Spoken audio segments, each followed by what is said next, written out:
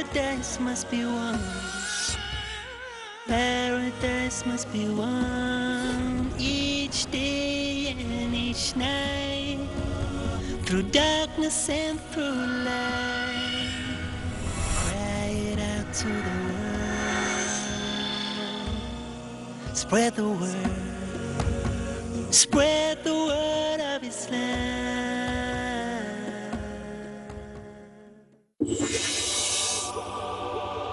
إنا خلقنا الإنسان من نطفة أمشاج نبتليه فجعلناه سميعا بصيرا ألم نجعل الأرض مهادا والجبال أوتادا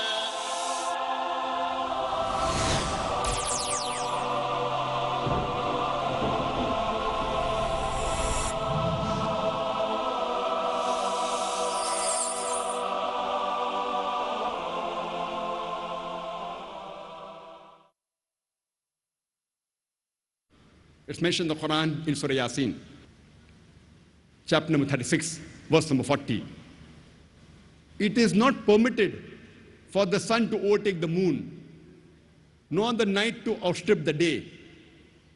The moon and the sun. Kullun fi falaki Yasbahun, each one traveling in orbit with its own motion. Now the scientists say that the orbit of the sun and the moon is different. So there's no question of the sun overtaking the moon. That's what the Quran says.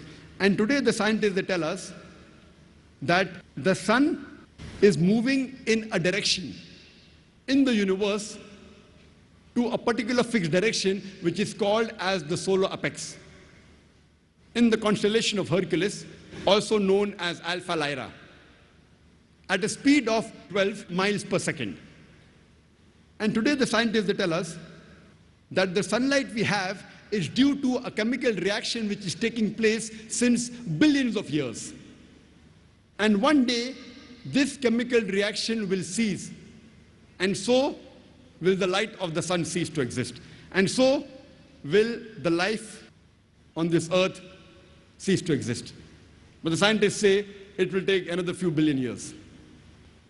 Quran gives a similar message. In Surah Yasin, chapter number 36, verse number 38, وَالشَّمْسُ تَجْرِي لِمُسْتَقَرٍ لَهَا, that the sun is running its course for a period determined, to a place determined. The Arabic word used here is mustaqar, which has two meanings. Either it means for a period determined, or it means to a place determined. And today science says that the sun is moving to a particular spot known as solar apex, and it will exist for a particular time period. So both the meanings of mustaqar, to a place determined and for a period determined, according to science, is perfect. Imagine, Quran mentions this 1400 years ago. When I was in school, I had learned that there are three types of matter: solid, liquid, and gas. And previously the scientists believed that the space outside the astronomical systems in the galaxy, it was vacuum. Lately, the scientists have discovered that there are bridges of matter in the interstellar space. It's not vacuum. And it is called as plasma. And they say this matter is in a form of gaseous matter, which has equal number of positive ions as well as electrons. And the Quran mentions 1400 years ago in Surah Furqan, chapter number 25, verse number 59.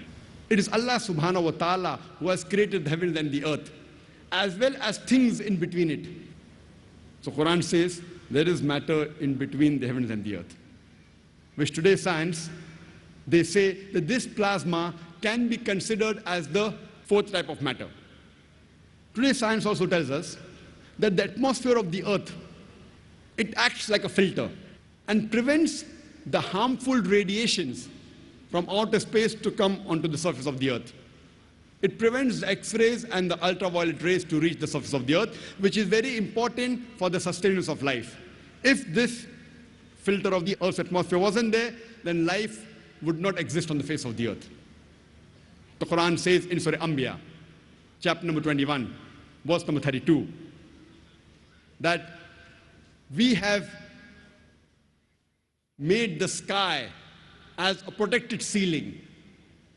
We have made the heavens, the Arabic word is samawat, we have made the heavens, that is the sky, as a canopy well guarded. Today science has come to know that this protected ceiling, without this, life would have ceased to exist on the face of the earth. It was in 1925, a very famous scientist by the name of Edwin Hubble, and a famous astronomer, he said that the galaxies are receding. That means the universe is expanding. The Quran mentioned 14 years ago in Surah Dhariyat, chapter number 51, verse number 47, that we have created the vastness of space. The Arabic word musyun means vastness or the expanding universe. The Quran mentions 14 years ago that the universe is expanding, which we have come to know recently, 80 years back, 90 years back. And according to Stephen Hawking, who's a very famous scientist, he writes in his book, The Brief History of Time, he says that the discovery of the expanding universe is the greatest discovery of the century, which is mentioned in the Quran 14 centuries before.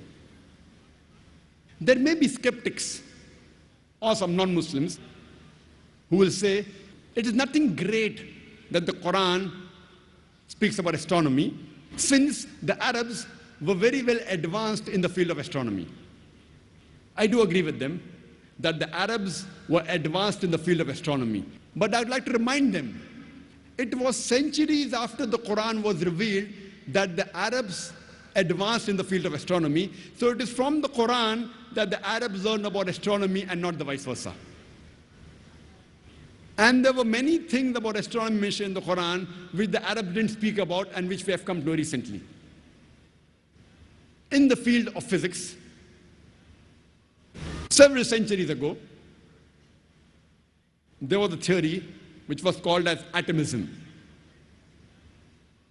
This was advanced by the Greeks, especially Democrats, who lived 2,300 years before. And according to this theory of atomism, atom is the smallest part of matter. And this was also known to the Arabs. And the Arabic word for atom, in Arabic, it's called as zarra. And the Arabs also agreed the smallest part of matter, nothing can be smaller than that. And if you read the Quran too speaks about the atom. Now, after science advanced in the field of physics, we agree that atom is the smallest particle of matter having the characteristics of the element, but an atom too can be divided. So does it mean that the Quran is outdated?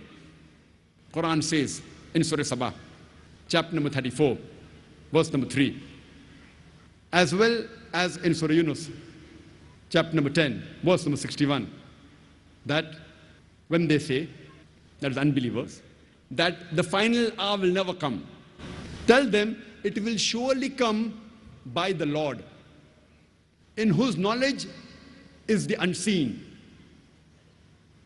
and in whose record is the smallest detail of an atom. And there is nothing smaller or greater than an atom which is not there without being mentioned in his record. Clearly, that's propitious. So the Quran says that Allah has the knowledge of the unseen, the minutest detail of the atom is mentioned, and even things greater and smaller than the atom is very clearly mentioned in his record. So the Quran mentions 1400 years ago that there are things smaller than the atom, which science has discovered recently. In the field of hydrology, we learn about the water cycle in the school.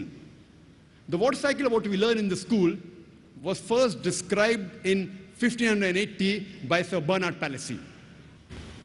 And we learned in school that the water evaporates from the ocean, it forms into clouds, the clouds move, they rise, They condense and the water falls and flows back into the ocean and the water cycle is completed.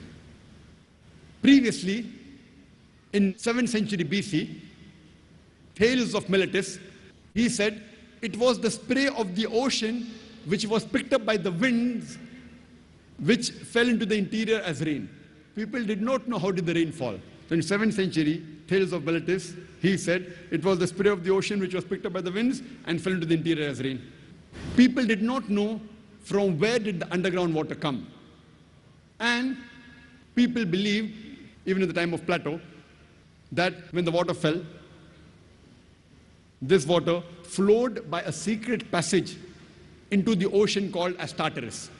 People did not know from where did the underground water come. So they thought it was the pressure of the winds on the water which forced the water into the interior. And even till as late as 17th century, people and great thinkers like Descartes believed in this theory. Even in 19th century, people believed in the Aristotle's theory that the water evaporated from the earth and cooled in mountain caverns which fed the springs. Today we know that the underground water is due to the seepage of the rainwater. And Allah says in the Quran, in Surah Zumar, chapter number 39, verse number 21, seest not thou that it is Allah subhanahu wa ta'ala who sends down water from the sky and causes it to soak in the grounds, causes springs in the ground, and then causes sown field of various colors to grow.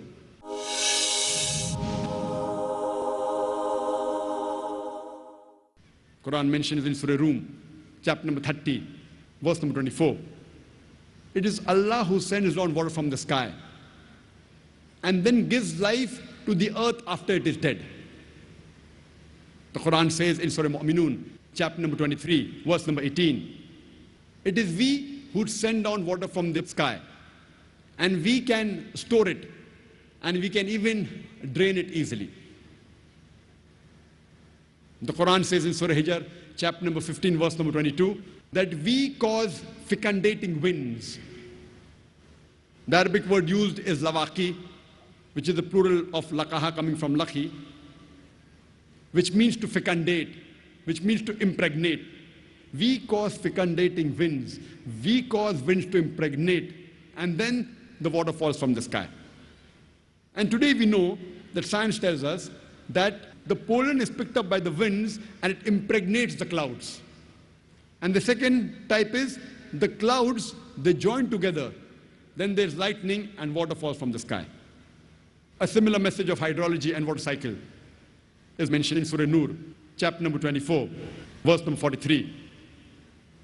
It is Allah who makes the clouds to move gently and then causes them to join, then makes them into a heap, and then water emerges from the sky. Quran says in Surah Rum, chapter number 30, verse number 48, that it is Allah subhanahu wa ta'ala who makes the clouds to rise, then makes it into fragments, and then water falls from the sky. The Quran speaks about the water cycle in great detail. The Quran says in Surah Tariq, chapter number 86, verse number 11, وَسَمَاءِ ذَاتِ الرَّجِ, which means by the capacity of the heavens to return. Besides the sky or the heavens acting like a protected ceiling, besides reflecting all the unwanted dangerous rays back into the space, it also returns back the water evaporation. What the water evaporates from the ocean, the sky, it sends it back onto the earth. And the Quran says in Surah Nur, chapter number 24, verse number 43, that we cause water to fall from the sky, from mountains of clouds. And when we're traveling in an aeroplane wasn't there 14 years back, and when we look at the clouds below, we see it is like mountain of wool. The clouds, they appear as mountains. Imagine, Quran mentions that 14 years ago. Quran describes the water cycle in great detail in several verses. Besides the several verses I quoted, there are many other umpteen number of verses which speak about the water cycle. It's mentioned in Surah Araf, chapter number 7, verse number 57. In Surah Rod, chapter number 13, verse number 17. In Surah Furqan, chapter number 25, verse number 40 and 49. In Surah Fatir, chapter number 35, verse number 9. In Surah Yasin, chapter number 36, verse number 34. It's mentioned in Surah Jashia, chapter number 45, verse number 5. In Surah Qaf, chapter number 50, verse number 9 and 10. It's mentioned in Surah Waqia, chapter number 56, verse number 67 to 70. It's mentioned in Surah Mulk, chapter number 16, verse number 30. You can go on only quoting the several verses of the Quran which speak about the water cycle. You can only give a talk on hydrology and water cycle in the Quran. In the field of geology, and the geologists today, they tell us that the radius of the earth on which we live is approximately 3,750 miles. And the deeper layers, they are hot and fluid. It cannot sustain life. And as you keep on going superficially, it keeps on getting cooler. And the superficial crust on which we live, it is hardly less than 30 miles in thickness. And the geologists, they tell us there are high possibilities that this superficial crust on which we live, it can shake. And today the geologists tell us, they talk about the folding phenomena which gives rise to mountain ranges. And because of this folding phenomena and because of this mountain, there is stability on the earth. The Quran says in Surah Naba, chapter number 78, verse number 6 and 7, we have made the earth as an expanse. Wal jibala autada, and the mountains as stakes. The Arabic word autad means stakes or tent pegs. Like how we put a tent peg into the ground, we see only a small portion on the top, the major portion goes deep into the ground. So the Quran says the mountains are like tent pegs. And today science tells us that the mountain has got deep roots. And the portion we see on the top is only a small portion, like the tip of an iceberg. The major portion of the iceberg is in the water, and only a small portion is here on the top. And science tells us that the mountains are put firmly on the earth. And Quran gives this message 400 years ago. In Surah Naziat, chapter number 79, verse number 32. As well as Surah Jashia, chapter number 88, verse number 19, that we have placed on the earth mountains standing firm. As far as the subject of geology is concerned, a book by the name The Earth, which is known as one of the best textbooks in the field of geology and is referred in most of the universities in the subject. And one of its authors, his name is Frank Press, who was the president of the Academy of Sciences of USA earlier, and was also the advisor to the ex-president of USA, Jimmy Carter.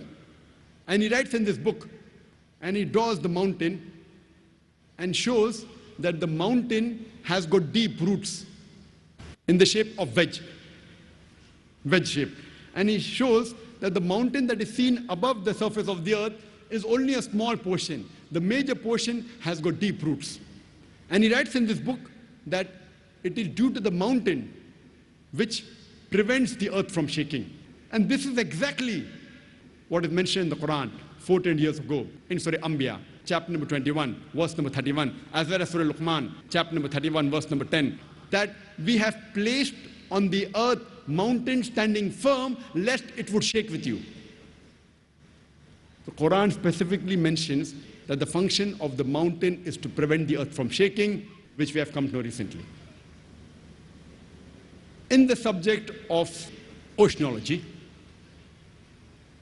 there's a verse in the Quran, in Surah Furqan, chapter number 25, verse number 53, which says that it is Allah subhanahu wa ta'ala who has let free two bodies of flowing water, one sweet and palatable, and the other salty and bitter. Though they meet, they do not mix. There is a barrier which is forbidden to be trespassed.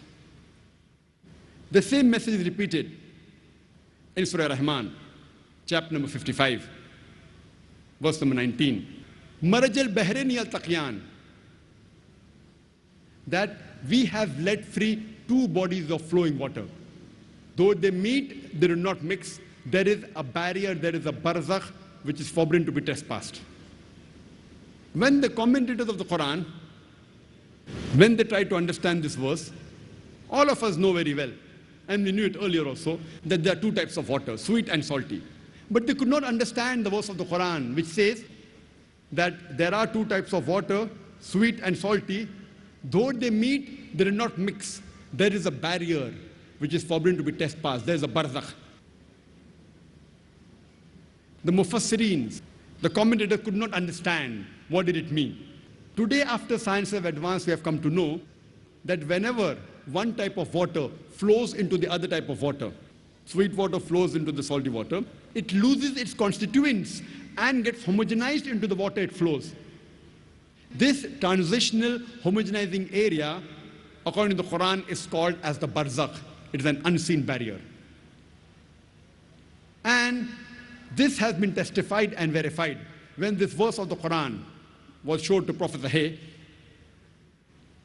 who is a very famous marine scientist and a professor in oceanology in the University of Colorado in USA, and he said that what the Quran mentions 1400 years ago has been testified by science recently.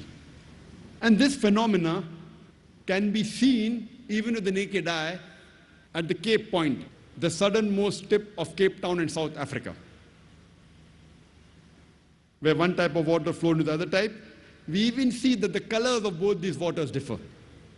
Another good example is in Egypt, when River Nile flows into the Mediterranean Sea. And the best example is the Gulf Stream. It flows for thousands of miles. It starts from the Gulf of Mexico and goes to the east side of North America, travels upwards, then goes eastwards and travels to the west coast of Europe. It flows for thousands of miles, but yet the two waters are distinct. And if you're traveling in a ship towards the extreme of the Gulf Stream and take a bucket of water from the left side and a bucket of water from the right side, you will find that one is sweet and the other is salty. Even the temperature between the two, they differ. Imagine, Quran speaks about this phenomena 1400 years ago. In the subject of biology, the Quran says in Surah Anbiya, chapter number 21, verse number 30, وَجَعَلْنَا مِنَ الْمَاءِ كُلَّ شَيْءٍ هَيْ أَفَلَا يُؤْمِنُونَ. We have made from water every living thing. Will you not then believe? Imagine in the deserts of Arabia, the Quran says, we have made from water every living thing. Who could have believed in it? Today, after science advance, we have come to know that every living creature has got cells, and the basic substance of cell is cytoplasm, which contains about 80% water. And today, science tells us that every living creature contains about 50 to 90% water. Quran mentioned in Surah Nur, chapter number 24, verse number 45, we have created every living animal from water. The Quran says in Surah Furqan, chapter number 25, verse number 54, we have created every human being from water. Spread the word, oh man. Spread the word of Islam. Oh, fortunate one, paradise must be won. Paradise must be won each day and each night, through darkness and through light. Cry it out to the world. Spread the word.